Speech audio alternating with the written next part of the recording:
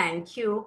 And I will read out a little write-up about Sally so that then I will give the mic to you.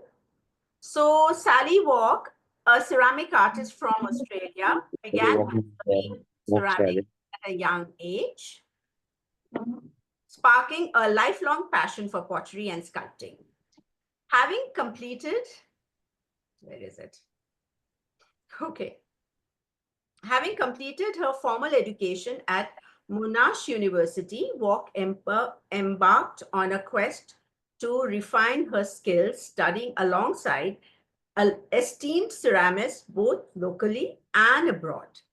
Her dedication and talent have been recognized through prestigious awards, including the 2022 North Queensland Ceramic Art Award and the 2015 Florence Biennale Award for Ceramics. Walk's artistic pursuits have taken her to renowned institutions worldwide, including residencies at esteemed organizations such as the Yingge Ceramics Museum in Taiwan, the Taoxichuan Ceramics Studio in Jingdezhen, China, and the Seto Ceramics and Cultural Center in Japan. These experiences have enriched her practice, allowing her to explore diverse cultural influences and techniques. Inspired by her observation of society and her quest for understanding her place in this world, Walk's work often explores themes of repetition, bold forms, and texture, drawing inspiration from the natural world and grounded in technique and fear of the medium. That's our Sally Walk. We are honored to have you. Over to you, Sally. Thank you again. Thank you very much, Madhur. Madhur is a very good friend of mine, and we have worked together in lots of different places. But thank you all for coming and listening to a little bit about what has been my journey in ceramics. I'm here in my studio space, and clearly there I have some works behind me, but I have a really lovely studio space here in Melbourne.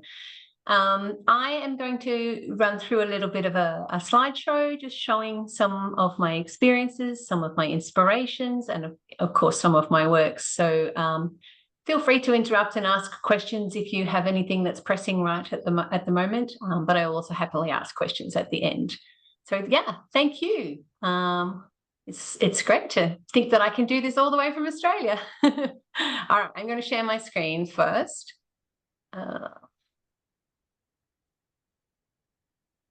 See. Okay, can we see that? Yes, we can. Excellent, thank you. All right, so let me see, can I make it work? Clearly, I'm going to give you a bit of context. Clearly, I come from Australia. Australia is a very big place and a very diverse place, but I come from Melbourne, which is right down the very bottom, right where the Port Phillip Bay area is. So I grew up living by the sea. This is Melbourne. I'm sure many of you have been to Melbourne, but it's a very beautiful place. It's often referred to as the Garden State in Australia because we have a very beautiful climate that changes and allows for beautiful lush gardens to grow.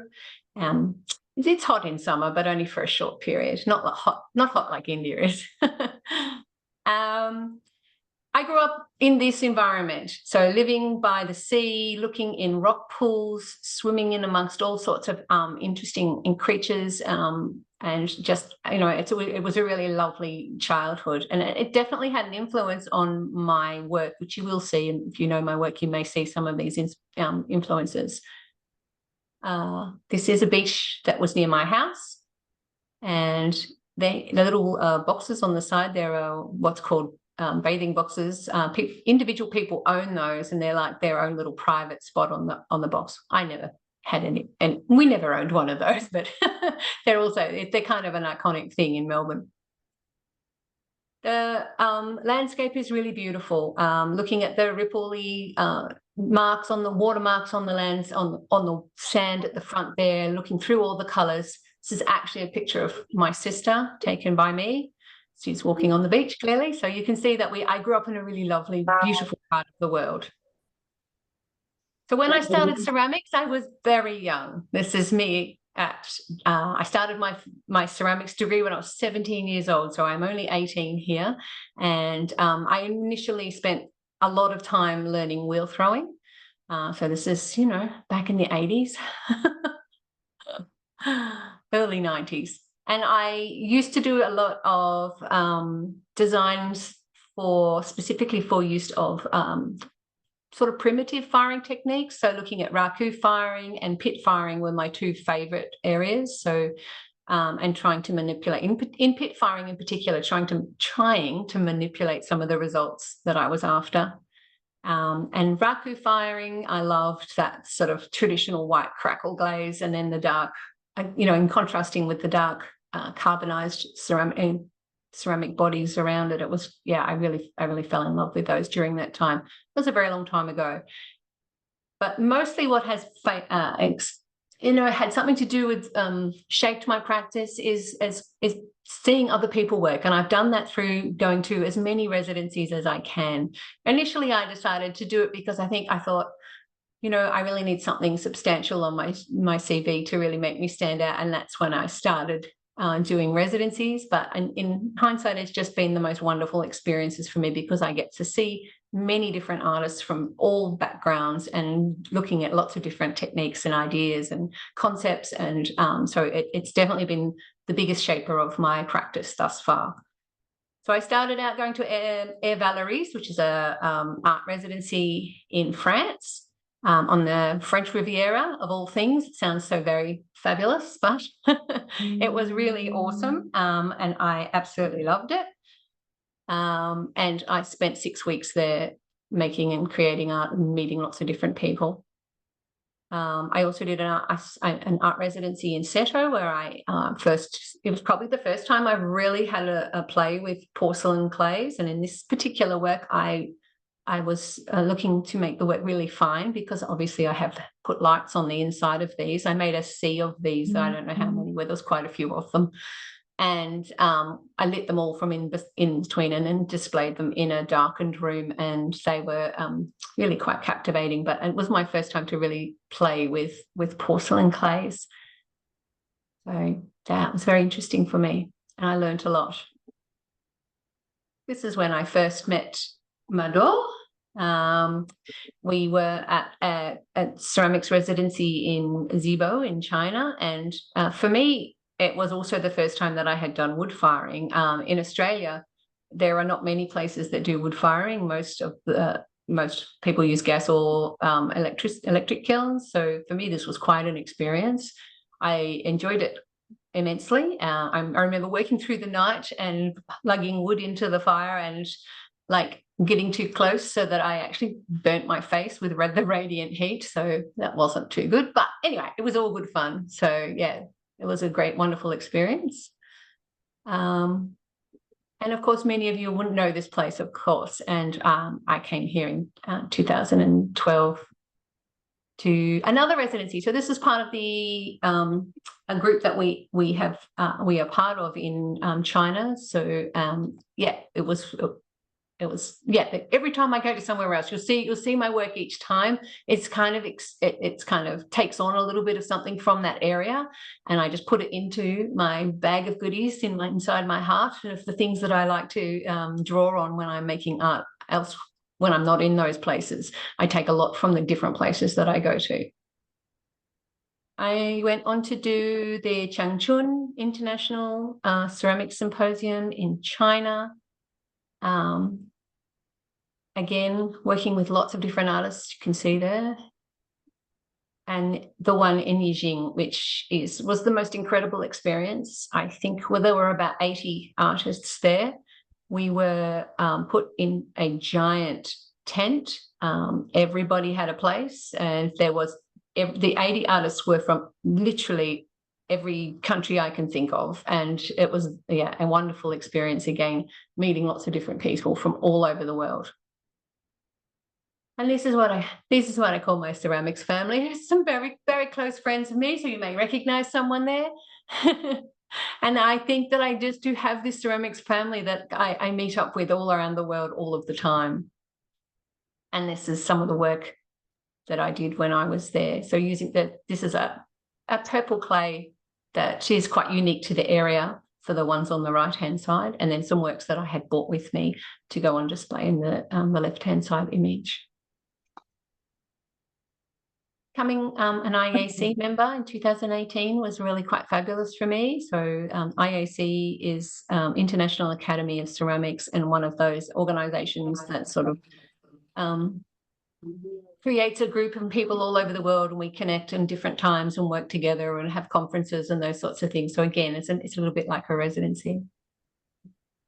This was an art residency in Jingdezhen in China. This is some of the works that I did. So you'll see that many of the works that I do are actually wheel thrown, and then I take those wheel thrown components and I put them together to create the sculptural works. So I add hand build sections to them, and then I carve back into them. And yeah, I really love the way I can get clay to stand on its edges and create a negative space underneath. For me, that's kind of a nice contrast, and it's against the breakability and the fragileness of clay, and the idea that we've got it perched sitting in a really you know, on edges or on legs. Or I like that. I like that tension in the work.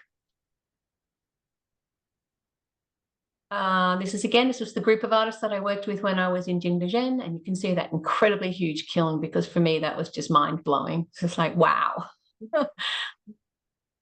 Incredible. So I ran a workshop here, and I put these photos in because I ran this workshop when I was in Jingdezhen, and the reason I put it in is because this is kind of the inspiration that I get, that I use to make my sculptures. So I love, obviously, as I mentioned before, anything that comes from the ocean, all the creatures that come from the ocean or from rivers or jellyfish or fish or crabs or anything, sea anemones, all of those sorts of things I find fascinating.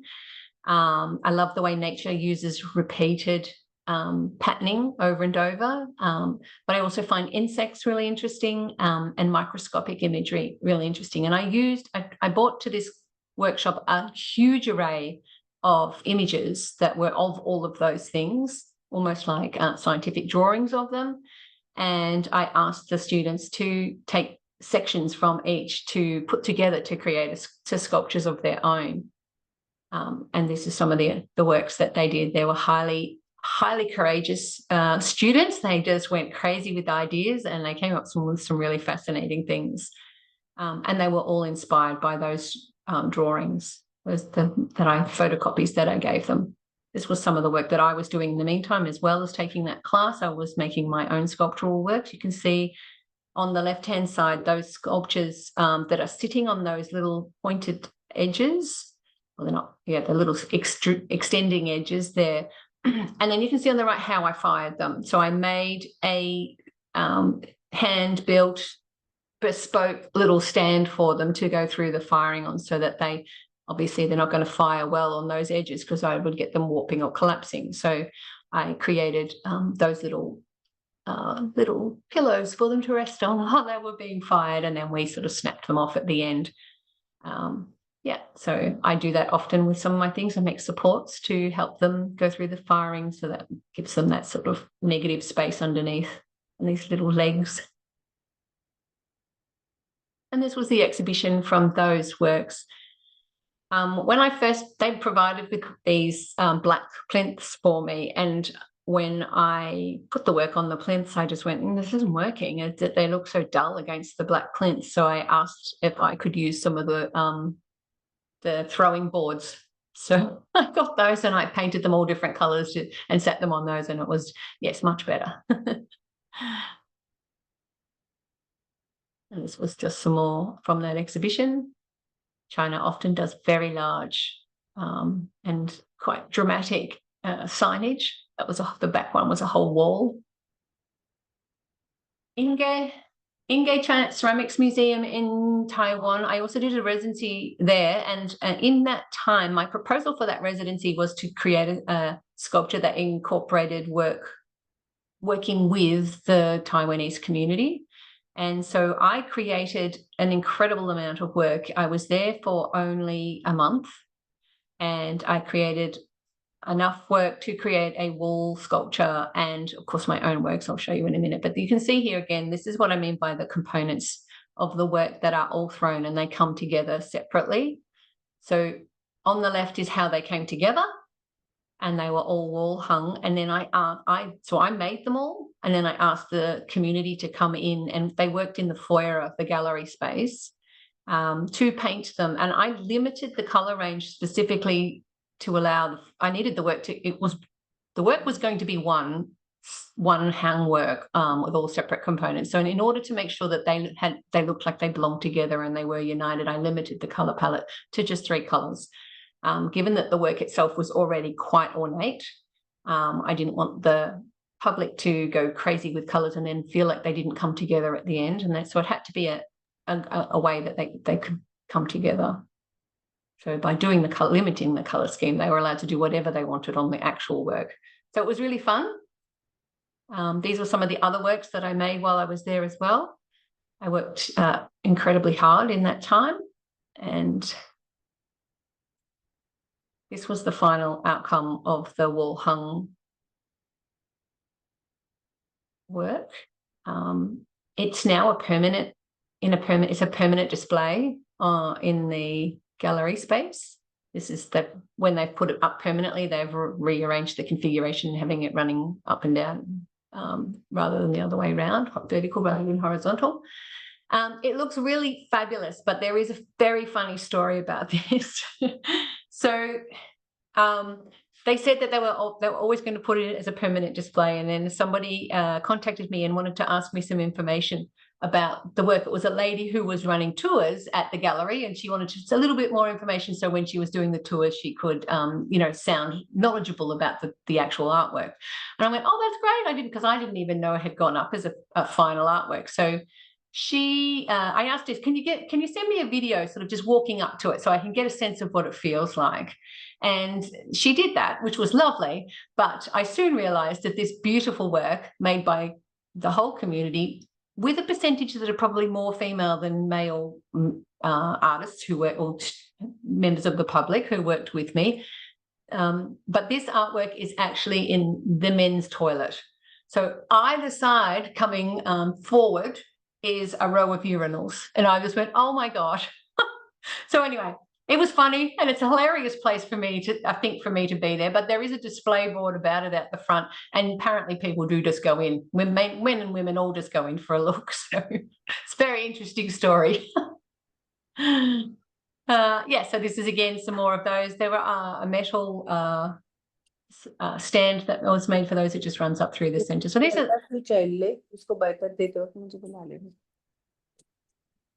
So these ones, again, like the ones that I made when I was in China, but they're obviously standing upwards instead of standing on their sides.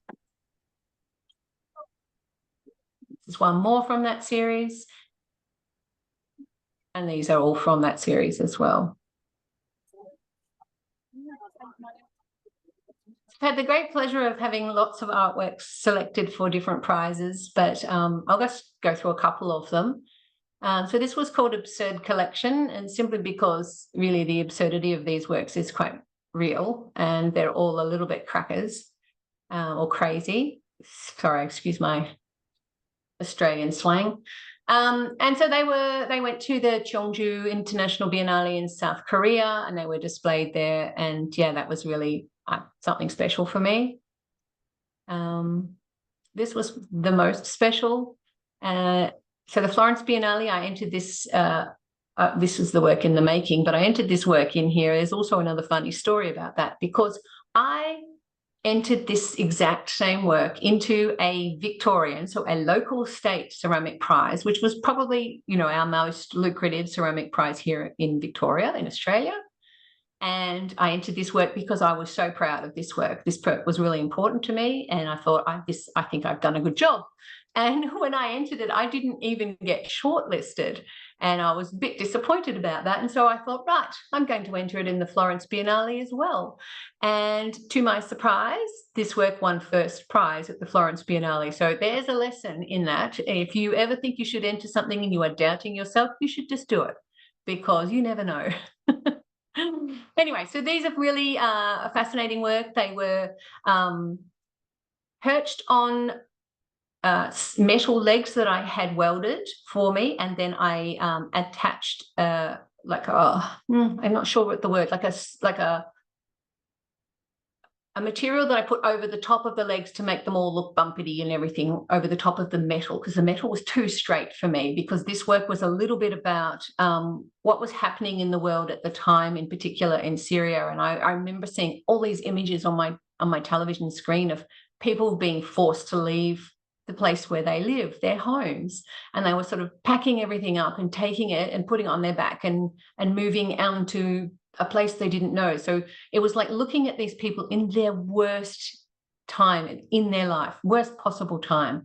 And I remember being completely distraught by seeing people like that. I felt really, it felt very difficult for me. And so these works were meant to represent the weight, the heavy weight of having to carry this burden on these tiny little legs. But they were also meant to look a little bit grungy and gnarly and spiky and textured. And you'll see when we go on the way they look. But this is how they were started to be made.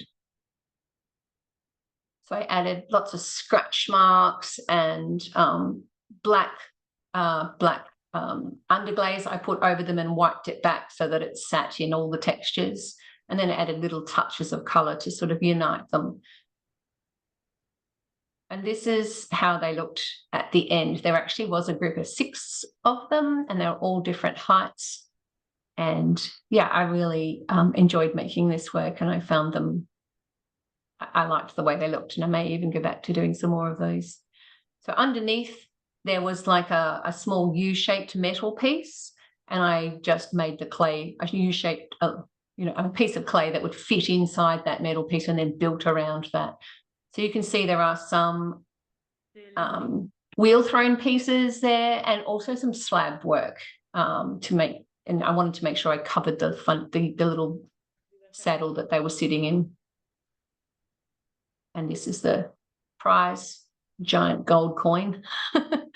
And of course, this was at the opening. You can see the sort of pomp and ceremony around the opening in traditional Florence style, and the work itself in the foreground there. This is the North Queensland Ceramic Award. This is some more of my work that's quite recent, and I've been enjoying a black clay that we have had access to here in Australia. It was reasonably new to us, and so I used a black clay slip over the top of a white clay, and enjoying throwing and carving back into those. Again, they're all thrown sections that come together to create a different slightly off-centered look. This one was called off-center, and this one won first prize at this ceramics prize. So I'm going to go through the more recent works now. This is a glimpse of them, so let me show you. These are torsos, hand built by coil-ish. I roll out small slabs and cut them into strips, and then put them together, and then build these up. And this was this was actually underglaze, not black slip on these ones, and then I carved back into the surface of these, and these were some of those results. I really do like protruding and texture and pattern and protruding parts. I found them very interesting. This is a group of works that I come back to regularly, that like a frilled sort of sphere. These again balance on the edges of the frills, and I'll show you how I do that in a minute. But I use this as an idea of a facade, because I find that as human beings, we tend to put on facades to make sure that we are included or feel part of our societies. And so sometimes we have to be a little bit over the top, or we have to add something, or perhaps it's not a true representation of ourselves. And so a sense of it is a facade. We sort of the over decorative and the exaggerated frills are all part of that. But if you look at these, you also might notice that they do relate to sea creatures as well in terms of their form, but not the idea or concept behind them. But yeah, this has been an ongoing series of works that I've returned to regularly. I enjoy the process. It's very fiddly and it takes some time, which is probably why I don't do them all the time. But I do definitely come back to them on a fairly regular basis. So the one on the left is a stoneware, the ones on the right are porcelain. It's another exhibition, solo exhibition in 2016. These forms were all these ones that are in this picture, all wall hung. And again, this is the process. So they were reasonably large wall hung pieces. Again, wheel thrown in sections. This is how, so the ones that I showed you that sit on their little edges, you can see this is how I make them. So they start as bowls, and then I trim them into the round, and then I attach the base frill section, and then I add the frilled sections going over the top of them, the rows of frilled sections. I add them, and clearly I have to spend quite a lot of time managing and controlling the drying because I'm adding quite soft clay to leather hard clay. And so yeah, it's a process of really making sure that they dry very slowly. And then they come back, and I put these ones are underglaze along the black edges, and you can see on the right hand side I just paint one whole semicircle of black underglaze, and on the left hand side I carve back into it.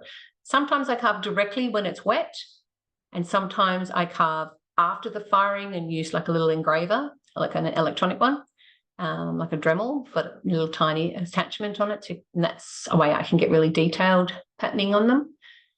These patterns in these in particular were at a time when my mum was really unwell and she had a cancer.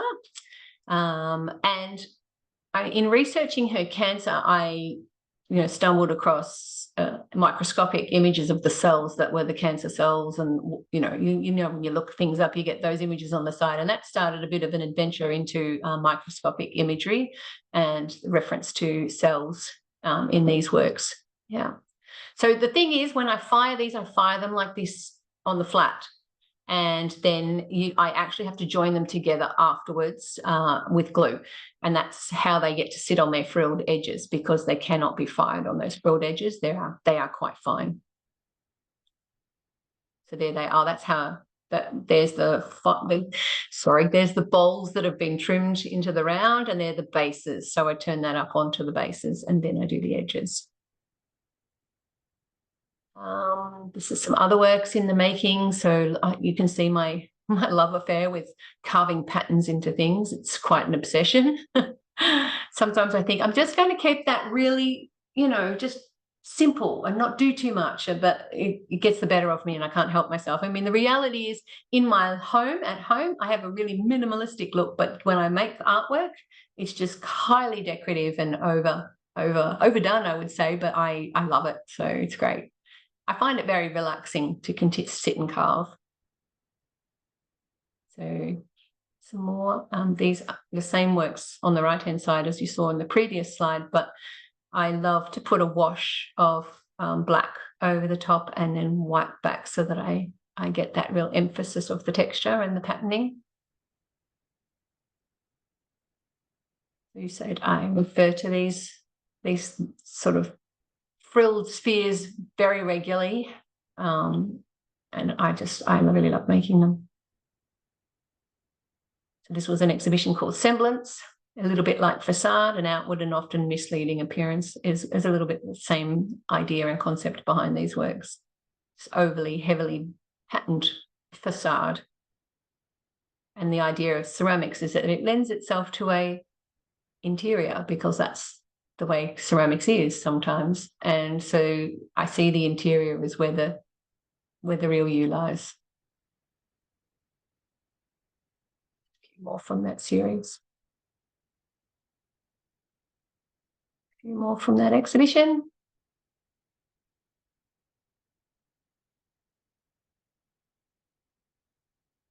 This is another exhibition in Canberra, and this is probably the first time I started introducing some of the real creaturey sculptures that I like to do, and I again come back to these fairly regularly.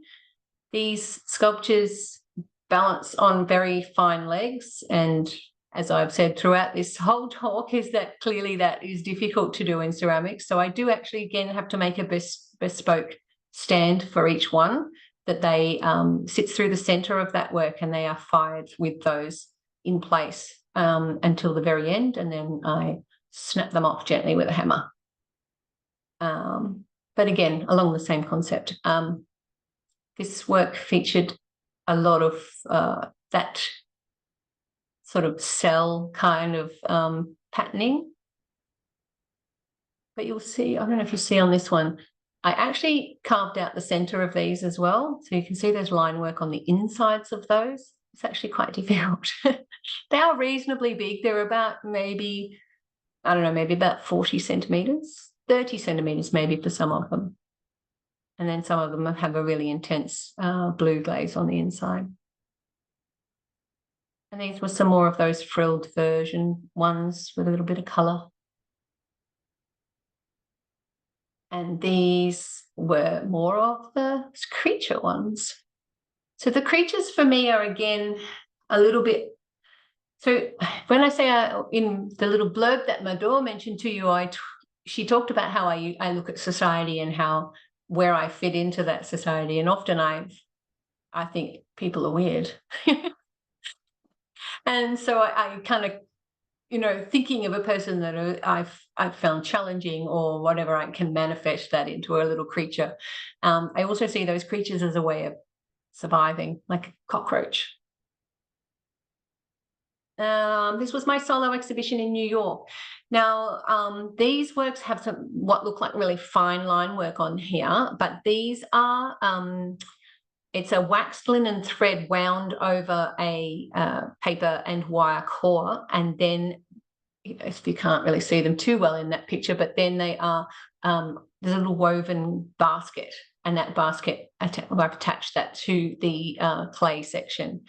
So this is another example of when you take some ideas from people who you have met in your travels. So that very first residency I did in Vallauris in France, I met an American artist who did basket weaving. That was her medium for her artwork. And we would sit in the evenings, because we didn't have a tally or anything, and we were in France anyway, so we probably wouldn't have understood anything. Don't think my Year 9 French would get me through a television show. So we would sit, and she would teach us each night how to do that. And so there was 4 artists there, and we were all weaving every night. So it's weird that then came back some years later, and I used it in these works when I was in New York. There's also another funny story about this exhibition in New York, because, you know, as you know, freighting work around the world is incredibly expensive. So I packed this entire exhibition and freighted it to New York from Australia, pretty far away, very expensive. And so I sold a lovely amount of work while I was there, but not all of it. And when I was walking home, we'd packed the exhibition up, and I got, you know, had it in a suitcase and some in bags, and I was traveling along. I was with my husband, he was carrying stuff as well. And we walked along, and it was dark, and we were walking through a park, and I just held my hand up, like, you know, straight out in front of me with a bag in it. And my husband looked at me and went, "No, don't do it." And I just let the bag go and smashed the work. And he was like, "Oh my God." And then he went, "Can I have a go?"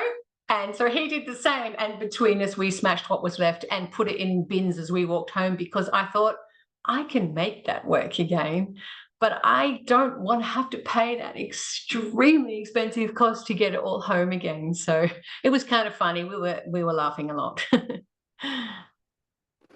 So these were, again, so you can see the little woven section on the left-hand side there, the little sort of triangular protrusion.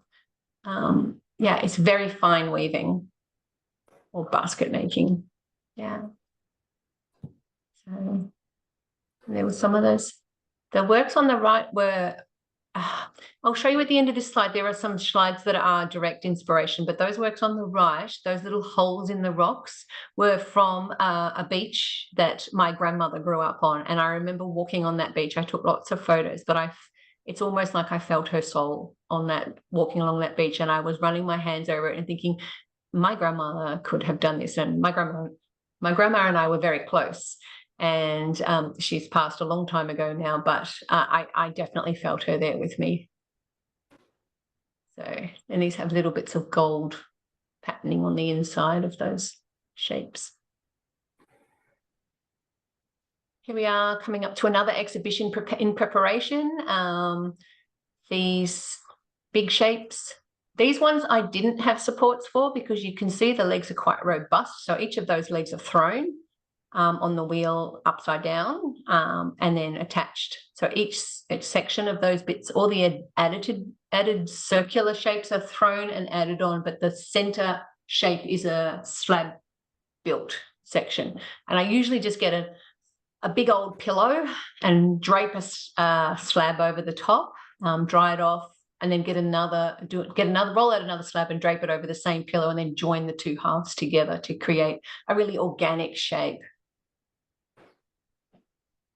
And that was from this exhibition in 2019, a solo exhibition, which was a combination of all sorts of styles of my work. So quite a few of the frilled ones, and then some big slab works, and those leg ones with the legs on them.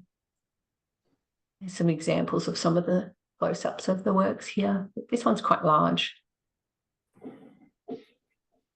Yeah, so lots of craziness. These were also part of that exhibition. So these are slab-built shapes with the frilled edges. Oh, sorry, that's a blurry version of that photo. I do apologise. But same again, slab-built shape, not very deep, but the frilled edges along it. Some of the creature ones, some more frilled ones. These frilled ones are standing on a base rather than standing on their edges, just for something a bit different. This one I chose to do different patterns on each side, sort of connecting them with the one little orange dot, linking them through colour. It's also the first time I changed patterning on the inside frills. So each one of those lines, I need to say this, each one of those lines is painted on one by one. It's time-consuming, challenging work, but it is I feel very mindful when I'm doing it. I feel relaxed and I feel at peace and ease. And so I find it it's very good for my soul to just continue to paint one line after the other. Maybe it's a sign of some sort of insanity. I don't know, but I love it. This was another exhibition in Melbourne. This is one of my bigger solo exhibitions. I've got a couple of big solo exhibitions that I had when I became with a gallery in Melbourne, represented by a gallery in Melbourne called James Macon Gallery. So this Humanity Reimagined is a group of creatures, and it was all about me understanding the world. It was a time in Australia when people were being a little bit disrespectful to a whole heap of minority groups, and I found that really challenging for all sorts of reasons. But I thought, well, what's wrong with being different? And everyone should, be able to be themselves. And so for that reason, I made this group of sculptures that, for me, when I was making them, felt quite different, even though they were brightly, boldly coloured different works. But when I put them together, of course, they looked as though they belonged, which was, a bit of an irony. But yes, so it was a lovely exhibition. They all looked like they were dancing at a club or something like that, but they were fun. I really was a bit sad once they left the studio because they did have quite a fun vibe when I walked in. So yeah, this was all from that exhibition. These are different exhibitions, some more of the frilled ones, different shapes, different patterns. COVID. Oh, COVID, we all hate COVID. Melbourne suffered some of the worst and longest lockdowns in the world. We weren't able to leave our house for months. We were able to go out one at a time to get food, and we were able to walk in pairs around the block if we weren't allowed to leave a 5-kilometre zone. And I didn't, for instance, get to see my own children for nearly 6 months because they lived outside our 5-kilometre zone. People were being arrested if they did the wrong thing. So it was really, really tough time. However, at the time, I had just been delivered a whole heap of many bags, like I don't know how many bags, like 20 bags of black clay, because this new black clay that came to Melbourne, or came to Australia, I was like, oh, I love this black clay because it's, you know, non-toxic and intense black and beautiful colour. And so when we went into lockdown and I couldn't buy any more clay, I only had black clay. So everything in this period is black clay. So So yeah, you can see it's quite a grey colour when it's first made, but it fires up the most incredible colour.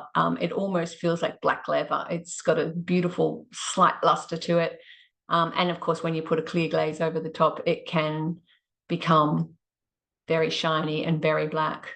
And you know, when I look back on these, I think I wasn't trying to be angry, but they definitely have a sense of aggression about them. They're very spiky, much more than I would normally do. And perhaps that was my subconscious coming out in my artwork.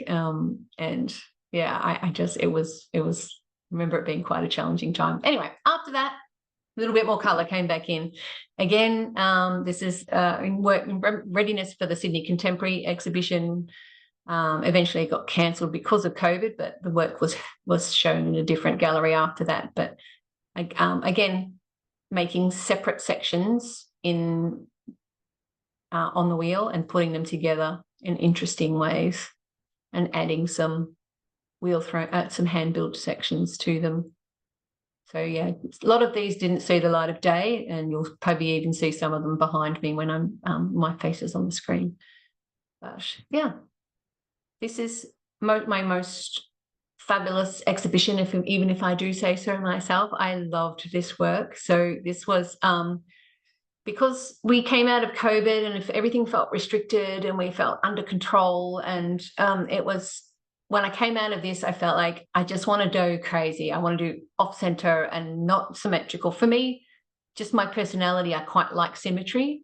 And I just wanted to mix it up. So I just went in my head crazy. They're still fairly organised when other people look at them, but for me they were, you know, something special, a bit of a change. But I also went large. Scale became important to me. I wanted to make a statement, and so these works are very large. The little ball shapes on them are wheel thrown. Some of the tops are wheel thrown, but the rest of them is hand built. So, and then carving back into them was greatest fun on the big, large scale. I loved it. So yeah, this is me in the studio, playing around with lots of different patterns, textures. And yeah, I just really enjoy that. You can see in this one, there's the black slip as it goes over the top of those forms and then carving into the back. So on the inside of these, they were white, but on the outside, they were black. And this is that particular exhibition. So you can see a lovely big wheel, bold statement, really sort of just that contrast between the black and the white. And yeah, I loved it. The next exhibition was called Relinquished Control. And these were similar a lot. Sorry, that was part of Relinquished Control, that first lot. The ones I'd already showed you, that was also Relinquished Control. That was all. These works became a bit of a series after that. So these ones were in Singapore, exhibited in Singapore.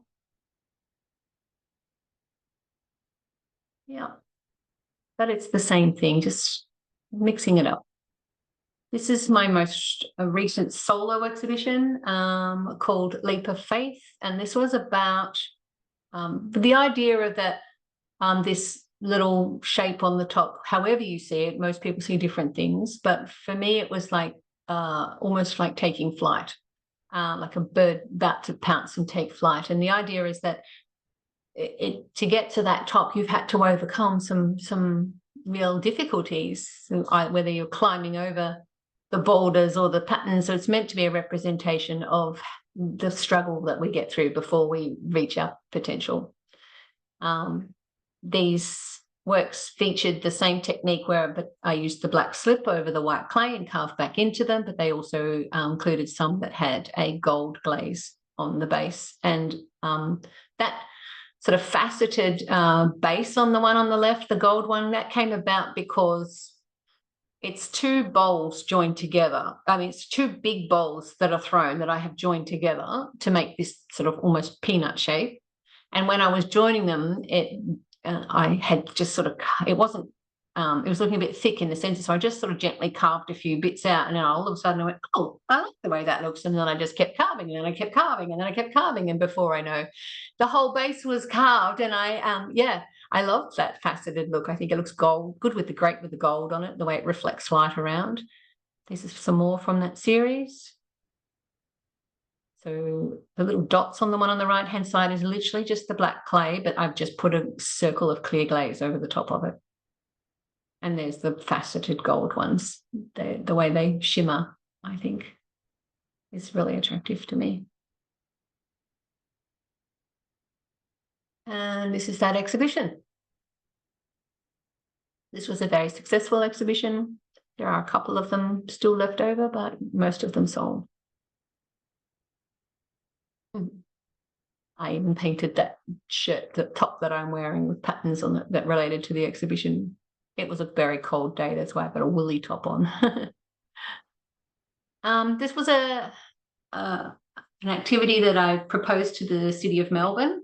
They were looking to support an artist program for artists to encourage people to come back to the city after COVID. And so I proposed an art treasure hunt where participants we used Instagram to spread the word about where keys were hidden in the city. So we spread them far and wide in the city.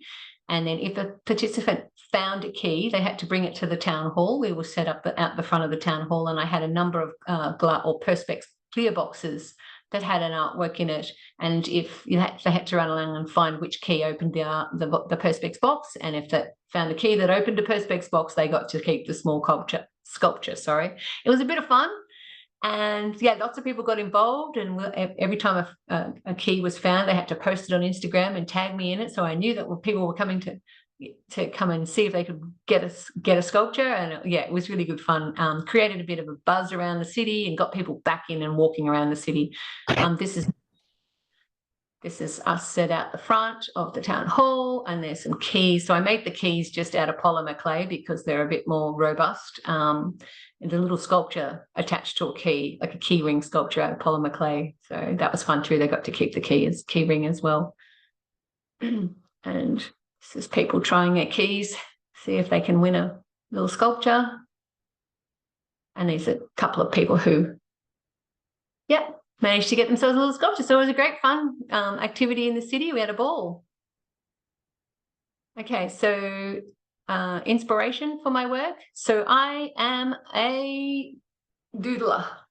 I cannot stop. I love it. I love that. As you know, I already love that black and white sort of look. So yeah, I find it really meditative, and it kind of just I feel it's proven to link the unconscious and the conscious. This is that beach that I was talking about. So this is the beach that my grandmother grew up on, and these are some of the photos I took of the textures. So you may have beaches around that you've seen textures like this too, whereas there's this patterning that happens where the softer parts are gently eroded away over time, leaving the more rigid areas that create these sculptures. So this is also another pot that I made that related to that. But yeah, really, really fascinating to me. I love finding really interesting things in nature that I often use in my work. I talked to you about jellyfish. This is also one of the ones that has inspired some of those shapes, as well as the microscopic imagery. This is a photo I actually took at my brother's house. He lives in a place that has a river running through, that's a saltwater river that heads out to the sea. and this was off a small jetty. There was just a jellyfish infestation at the time, and it was just the most incredible sight to see. I talked about how my work was often related to insects. Again, a little bit insect-like. I chose this colour scheme for these from this very photo, actually, of the drawing of the insects. I went, that's the perfect colour scheme. That's what I want it to be. Here's an example of how I put together the throne pieces. So down on the bottom there, those little bell shapes are all the little blobs or booby shapes, as people often refer them as.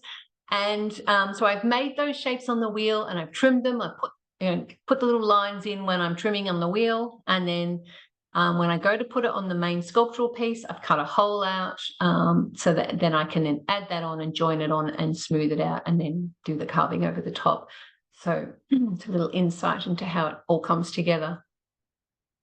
Same with this one. So you can see it's a bit like a guitar. You know, it's a fine walled shape, slab built, and then after that the little frills are put around the edge. With these ones, I can't fire them that way because I want to glaze both of those flat sides. So I actually build in a little foot that's in under the section of the frills that it's standing on. So it's deceptive. It looks like it's standing on its edge, but it's actually not. It's standing on a little square foot of slab built.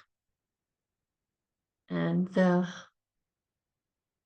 pattern itself is, underglaze with fingerprints of blue over the top, and then a little black design over the top of that. And then I have glazed just the little round, the big circles, so that they slightly different colour from everything around it.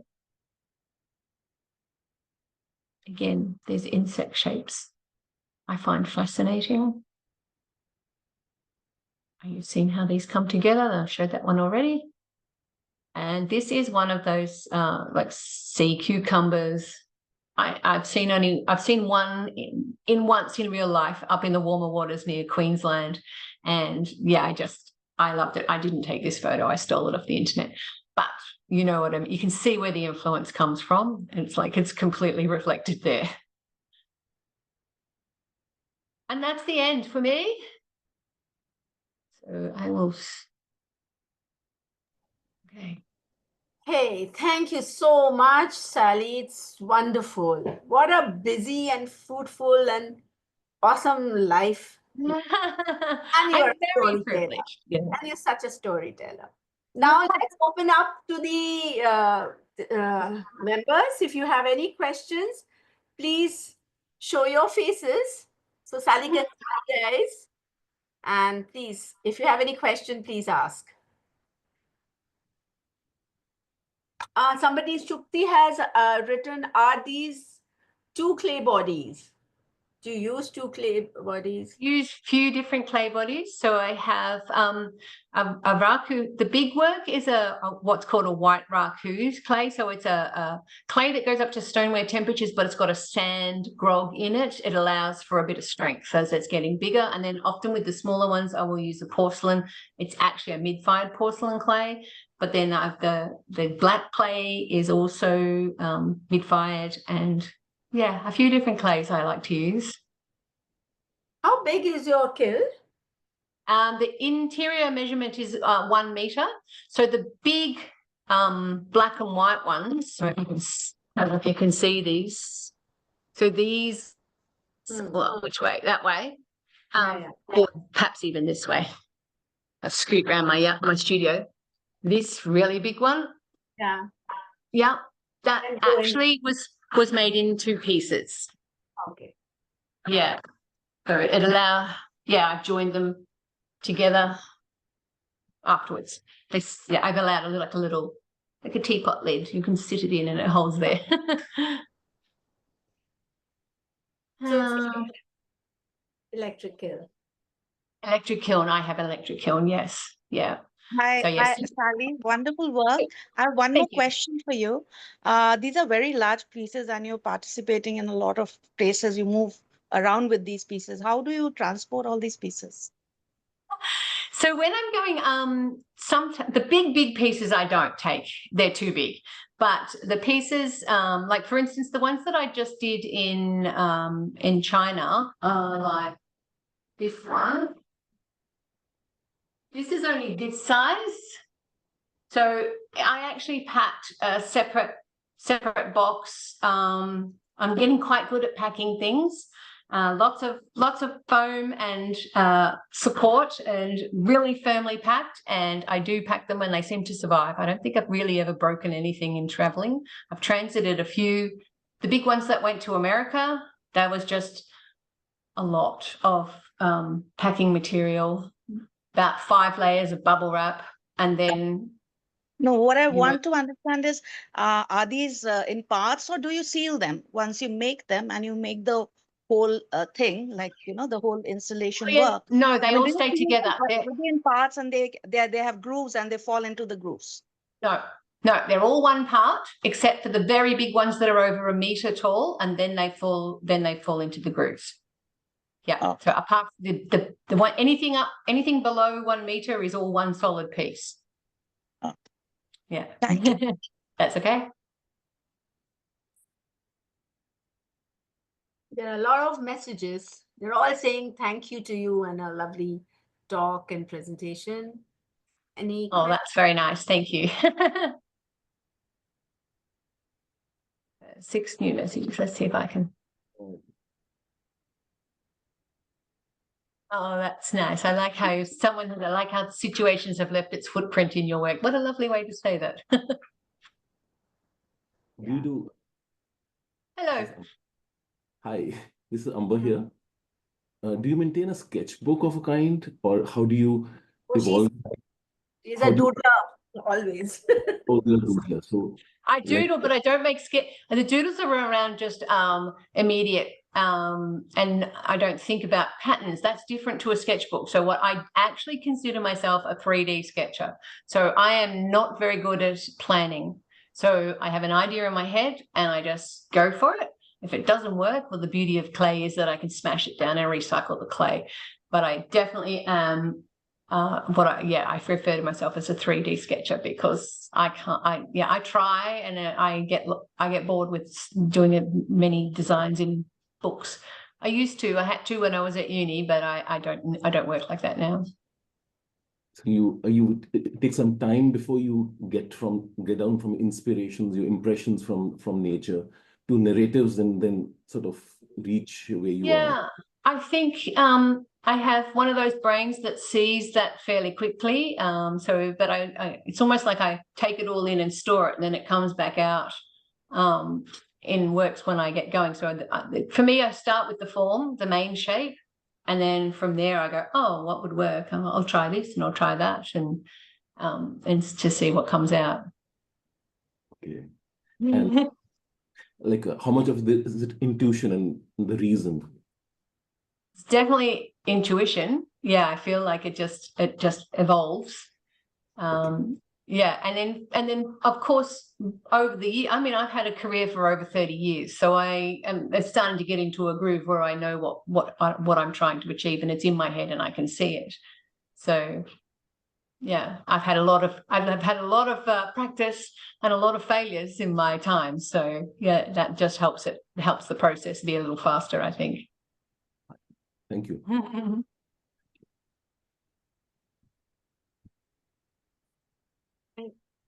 Any more questions? Okay. No more questions, but lots of messages. A lot of thank yous to you. So, Sally, thank you so much for your time. ICAF thanks you for your time, a lovely presentation, and yes, see you soon in India. Okay, thank you so very much. I really enjoyed it, and thanks for allowing me to share my work with you. It's been great. Lovely. And it's lovely to see you again. Good luck to you. Many, many more exhibitions. Yes, I hope so. Yes, I've got things coming up. So I just came back from China, and I've got a whole new idea of works that I want to pursue. So, in fact, can I quickly show you? Yeah. Some of you may have seen it on my Instagram account, I don't know, but these are some new ones. Okay. Yeah, so I love this little addition of this red one here. Yeah. And it came out of a conversation with the artists at the residency I was on, and they said, because we decided that a work that shows a little bit of surprise or unintended beauty or a moment of a little moment that you can see that you didn't expect. And I thought, oh, that's a really interesting concept. I think I'm going to have a bit of a play with it. So that's something else I'm going to work with going forward. See you. Lots of love. Yeah, thank you. Thank you, guys, and lots of messages which you can read. Yeah. Oh yeah, I'll have a look. To you. Thank you. Thank you. Thank you, everyone, for the lovely messages. Bye-bye. Thank you. Bye-bye. Bye, guys. See you. Thanks, Ali. Thank you Problems. so much. Thank you, Sally. Thank you. Thank you. Thank you.